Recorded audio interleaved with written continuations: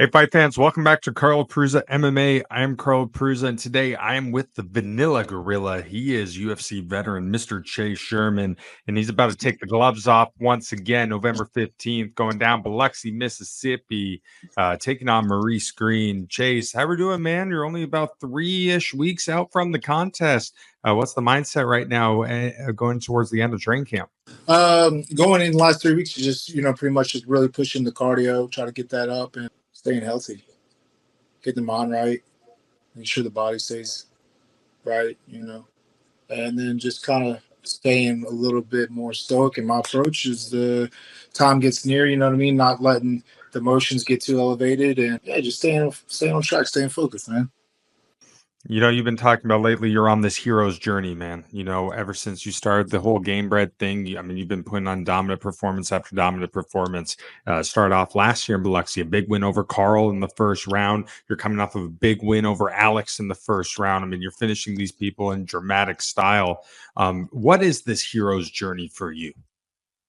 It's the path of like becoming a man and getting out on your own, leaving home, kind of going on and conquering the world without really having any sort of kind of input or what's the word, people telling you who you are, things like that. You're basically going out and figuring out yourself and finding yourself, and then like taking on the world, man. Just stepping out of stepping away from home. You know what I mean? Just kind of like that stage from becoming from being a boy to coming into a man. You know what I mean? A lot of people don't get the opportunity to really do that nowadays. We have our whole lives just other people telling us who we are and who we should be and where we should work and what we should do, and when influencing us in ways that we're really not aware of. And so I understood in order for me to kind of grow and expand, I had to leave what I was accustomed to. You know what I mean? I had to kind of cut the umbilical cord and break out and kind of. And I thought that maybe coming over here, I was just leaving to come to dive into my craft more and just train full time. But it ended up being a lot more than just that. So I think a lot of people struggle in life and society and trying to figure out their purpose. I think society tries to tell us you're supposed to do a 9 to 5 job. You're supposed to work 40 hours a week. You're supposed to have the weekends off. Obviously, a lot of fighters, including yourself, don't see this mentality. A lot of people are scared to chase their dreams. A lot of people are scared to take risks, try to risk it all to make yourself happy and, find that fulfillment in doing something you love and working on your craft every single day. At what point in your career, in your life, did you really start thinking, I want to be different? I want to live a life that, I'm happy of and do it my way. since I was a kid, since I was a kid, I've always been a dreamer, man.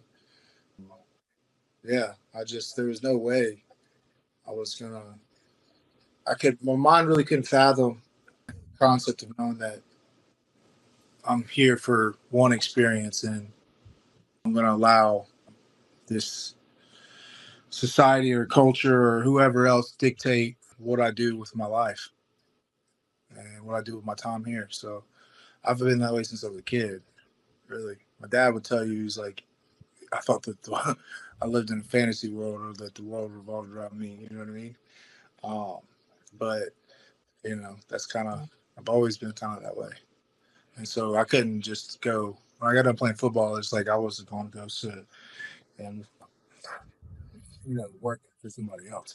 And then there's nothing wrong with that too. You know what I mean? Some people they enjoy that comfort and that like they need to be kind of guided or they want to be guided or told what to do or you know what I mean. It makes you feel a little bit more safe. You can't have a world full of people that are just leaders. I guess you could say. It's just you got to have some people that want to be followers as well.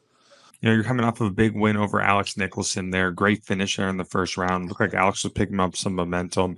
He went to land to throw a 2-3. You guys kind of doing it at the same time. His missed, your three hit him, knocked him out cold. Walk me through that finish. As soon as you threw it, did you have a good feeling it was going to drop him? I was just really frustrated at that point, and you can kind of see right before through that combination. I just kind of, out of frustration, I kind of like, you know what I mean? I shook my arms out, and I just kind of bit down with my mouthpiece, because he was doing a really good job of intercepting and interrupting my flow and my combinations and trying to find a rhythm and a pattern. He wasn't putting a whole lot of emphasis on his punching, like trying to finish me, but you don't need to in bare knuckle. You know what I mean? He was doing a really good job of using his offense as a defensive weapon as well, just with the volume and his range and everything else. I wasn't too really up until that point. I wasn't really that satisfied with the way that I was performing in that fight. It was very frustrating. There was things that were going on, you know, with the corner, and obviously what he was doing was quite frustrating. Dealing with the crowd, and then dealing with the fact that like me and this guy are friends. You know what I mean? We're boys. So it was just a lot of different things going on, and I finally just bit down on my mouthpiece and said, "Fuck this," and no more. You know, I'm not playing this touch game. You know what I mean? And I noticed like he has before the fight had occurred, like just studying film and things like that, because he uses his offense as a defense, he tends to, you know, pick his head up and he fries his chin up as he's fading back with his punching. So I just was like, I had to really just kind of aim for behind his head and bite down on that. So really kind of go for it. And then when it landed, it just, I don't know, man. It's probably one of the hardest shots I've ever, cleanest shots I've ever landed. I don't know. It was just like that. There was just so much fucking torque on that hook. I don't know. But the two landed as well. If you go back and look at it, now it wasn't like, you know what I mean, super, but it definitely touched the head. Did you get any satisfaction in avenging your first loss to him in that contest? Man, I've done for, you know what I mean. That was long gone. You know, I don't hold on to stuff really like that. Satisfaction, not really. I guess I wouldn't say satisfaction. To me, it's like I expected to win the first time. You know what I mean? I guess satisfaction would be the word, because it wasn't satisfying, especially knowing the fact that like I want him to have success as well. You know what I mean? And the fact that it was in front of his home crowd and all that shit, and it was just like that sucks. I feel bad for him. You know what I mean? But it's part of the game, you know. So it's like at the same time he would have had it done it to me, you know. You know, you've been at this for a very long time. Obviously, you started at a time where mixed martial arts combat sports wasn't as culturally accepted as it is now. You know, you had 15, 20 years ago, people calling this human cockfighting with all this barbaric criminal activity, all this crazy stuff. It wasn't legal everywhere. You know, now it's so big. And now this whole bare knuckle phenomenon between bare knuckle boxing, bare knuckle mixed martial arts has really blown up. When you first started this, if someone told you there'd be a sanctioned bare knuckle MMA organization, what would have you told them? I mean, I would believe it. I mean, here's the thing, man, is like unfortunately humans are innately, you know what I mean? We want to be competitive, and we're violent in a sense, you know what I mean? If there's a building on fire, you know, outside, and there's a fight going on right next to it. It's like ain't nobody gonna be watching the fire. They're gonna be over there watching the fight. You know what I mean? So it's like everybody's drawn to that, and you just the excitement needs to kind of expand in order for people to kind of want to stay in tune. Because if not, then they'll just be like, whatever. You know. So it's just like taking the gloves off, but bringing bare knuckle boxing back. Okay, that's exciting. Well, let's just do a full on fist fight. Let's see how many people like that. So it's just like they want to see that. They want to see that violence. They want to see the more vulnerable like two fighters can be in an arena. Is it more exciting to them? Hell, if they gave us fucking weapons, you know what I mean? It'd probably even more people show up. You know, if you know we had more like real time gladiators with swords or whatever in there, you know, it's just that's been how it is since the dawn of time. It's like you gotta get that niche kind of fixed, or not, you know what I mean? You have to get that itch scratched. You know, the Gamebred Bare Knuckle promotion still relatively young, going on their eighth show. Every single contest getting bigger and bigger. Now you're seeing more former UFC guys. I mean, I've lost count on how many former UFC guys are on this card. I think it's over 14 or 15. It's pretty crazy. You've had great success here. You gain a lot of buzz around your name, a lot of fans really drawing to you. Do you feel like you're on your way of becoming one of the faces, if not already, of this promotion? Well, that's the goal, man. It's just like I want to be the face of bare knuckle fighting, period. Whether it's boxing, which I already won a title in that, and then or MMA, just to kind of bring that essence back to where we're from and where it started. I think that the opportunity to be the face of the organization is there. It's a new organization. Really and truthfully, it's just I want to be able to also have a platform big enough to where I can make packs. So I know that that's requires being successful. It being such a young sport and a young promotion, it's like the opportunities there. They're doing a lot of the right things as far as promoting the fighters as well. Only thing I have to do is just win, just keep winning and doing it in the most devastating fashion possible. Because when I go out there, man, it's like my goal isn't really just to win the fight. My goal is to instill fear and intimidation into the next person that I have to potentially fight. I want them to watch the film and before they're heading into the fight, be like, "Damn, this motherfucker might, change my life." That's the So you're going to fight in Mississippi once again. You can make your return there. Obviously, you're fighting in your backyard, close to where you grew up, over near D'Iberville. What is it like to be able to fight once again in front of that hometown Mississippi crowd? It's always great, man. Just the energy. I mean, you were there first time. I was on one. I was keyed up, and probably gonna be keyed up again. It's always good, man, to come back and do that. And fuck, man, it's exciting being in front of people that you grew up with, people that spend their hard-earned money to come watch you fight. Like it's like people that want to be a part of your story. Like it's just it's really good. It's cool. It's cool. If I had my choice, I'd fight at home every time. But also the last fight I had to travel into enemy territory, and I still think I walked away. You know what I mean, with some fans in that one. But I love that too because I'm a negatively reinforced athlete. Always kind of have been. People that boo me or tell me I suck or whatever. It's just like, man, you make my job that much fucking easier. So this time around, you get to take on Maurice Greene. Originally, it was first announced you're taking on Greg Hardy. Something happened that fell out relatively quickly. Now you get a former UFC vet, guy who's got a pretty decent name as well. Overall, what do you think of Maurice as an opponent? Oh man, he's a good fighter. Being successful with gloves on and being successful bare knuckle is two different things, man. The fact that his first fight is going to be against me is just like I hate it for him, because I've done this shit. I've been doing this shit, and it's a lot. It's a lot more. It's a lot different. You can be a great MMA guy, but you shit the bed whenever you take the gloves off. It's a different feeling. You mentioned to me in the past, you feel like you're at your best when you're able to find that flow state. You've told me when you're in that flow state, when you're in that mind, there's no one on this planet who can beat you. What are some ways? Do you think there's certain ways you enter that state? Have you ever been able to figure that out? So I don't know if we ever discussed the kind of like the tools or modalities, whatever you want to call it, that kind of help someone enter the flow state. But there's a book called The Rise of Superman.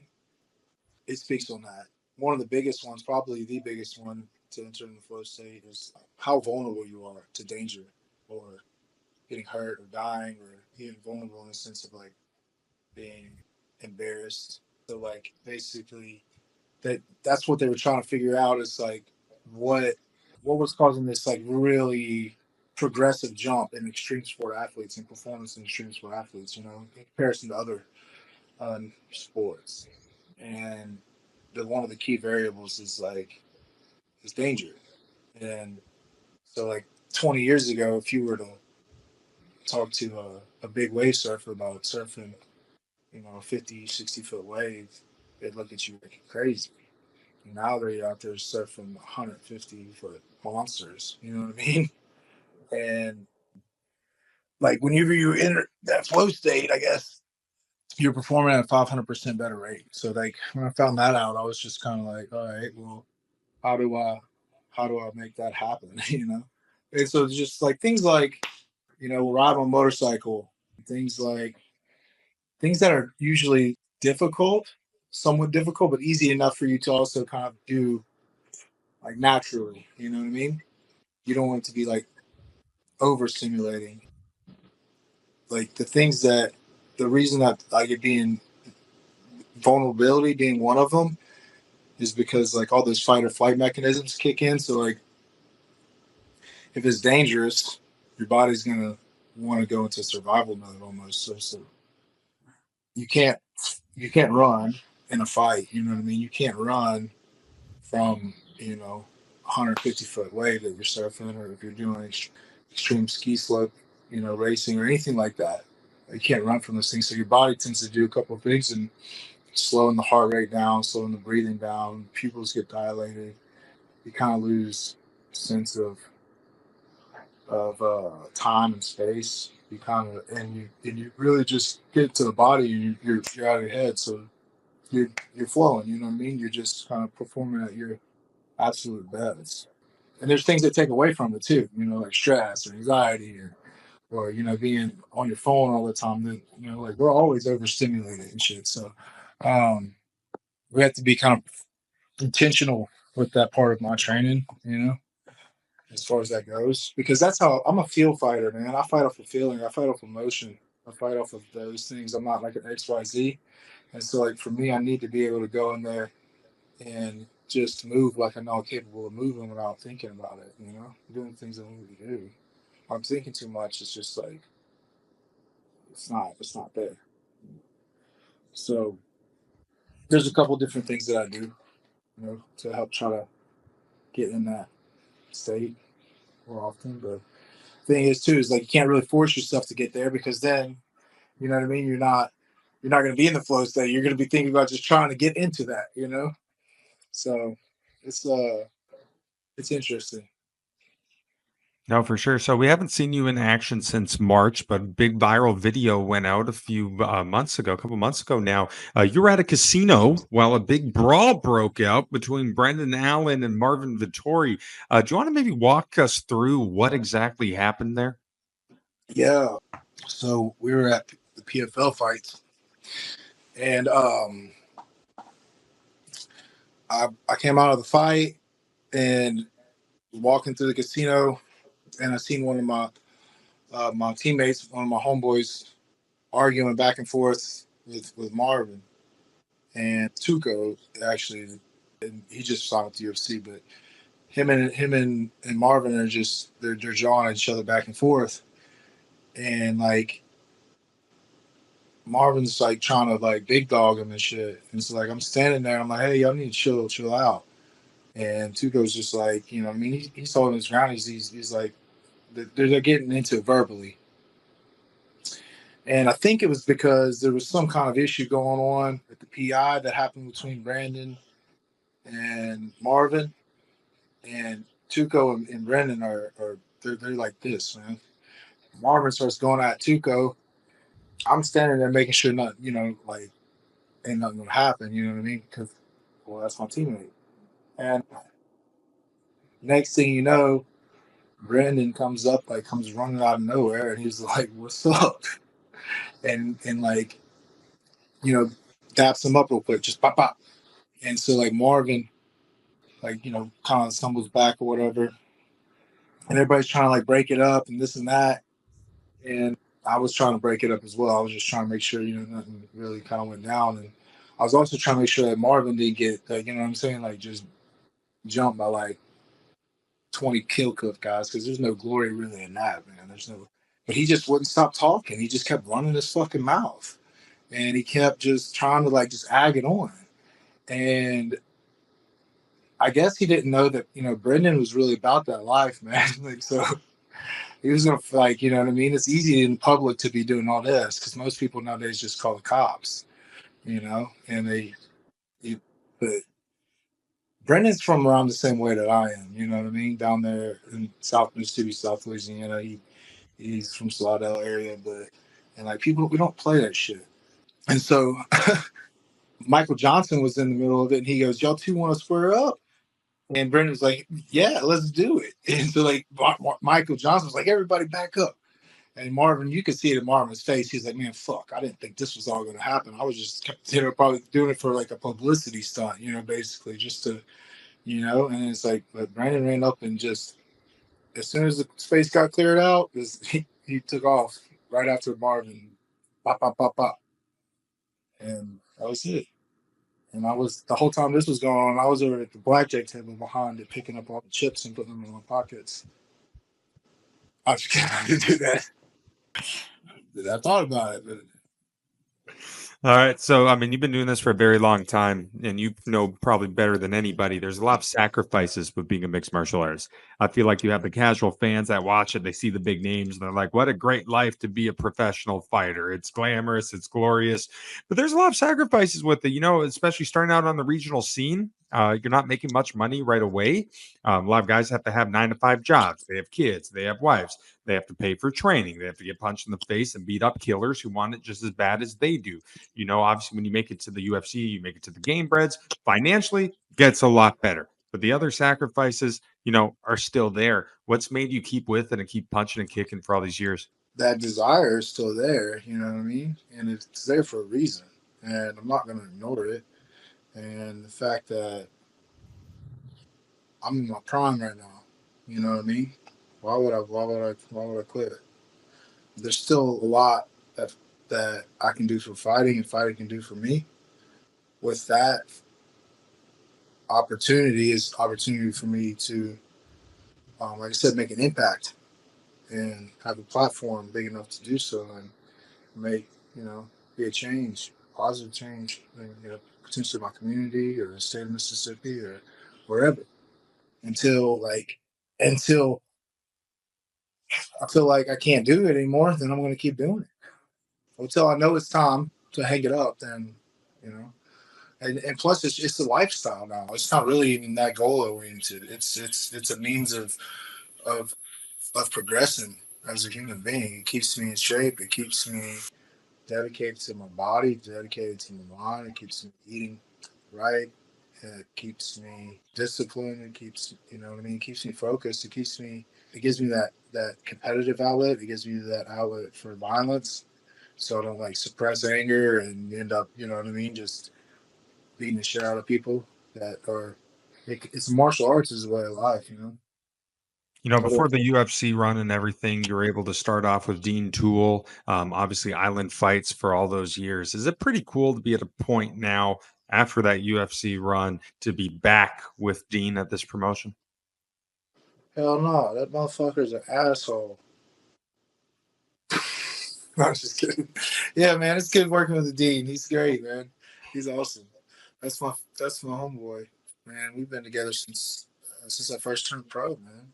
He's done so much for fighters, and he's came a long way since we first met. In the fight world, and it's cool to see that progression. And it's cool to have it alongside with him. You know what I mean? I'm really happy for all of his success. All right, Chase, last question for you, my friend. In a perfect world, what is the outcome November 15th when you make your return to Gamebred FC in Biloxi, Mississippi, when you take on Maurice Greene? Well, first of all, I'd like to have a completely sold out Coliseum. That would be great. It's the day before my birthday, so gotta have a win and a decent after party. Um, but I guess I would want to. I would love to go in there and just get another first round finish. I mean, why would I want to fucking not do that? We don't get paid for overtime or hourly or by the minute. It's like it's a flat rate fee. I'm out there. I'm trying to one and done. You know what I mean? Go starch them. There's no reason that any fight that I'm in should ever go outside the first round with no gloves on. There's no reason. That's you know what I mean. It's just I just hit too fucking hard. Absolutely. Well, Chase, man, I wish you nothing but the best. Excited again to see you in Biloxi, and I think you guys are going to put on one hell of a performance, my friend. All right, that's it for us Oh, tonight. hey, shout out to video games. Shout out to Super Rare. Y'all got to check their stuff out, man. It's sick. Okay. They just sent me a couple shirts and some gloves and everything, but the materials is amazing. They got some really cool fight stuff. Um, yeah, so check them out. This is one of their shirts, Indian Larry motorcycle shirts. So yeah, shout out to them. Absolutely. Check that out. But also check out November 15th, Gamebred 8, co-main event. This man, Mr. the Vanilla Gorilla, Chase Sherman, taking on Maurice Greene. It's going to be one heck of a fight. That's it for us today. That is C Murda, Mr. Chase Sherman. I'm All Carlos right, Green. later, bro. Easy. Thanks.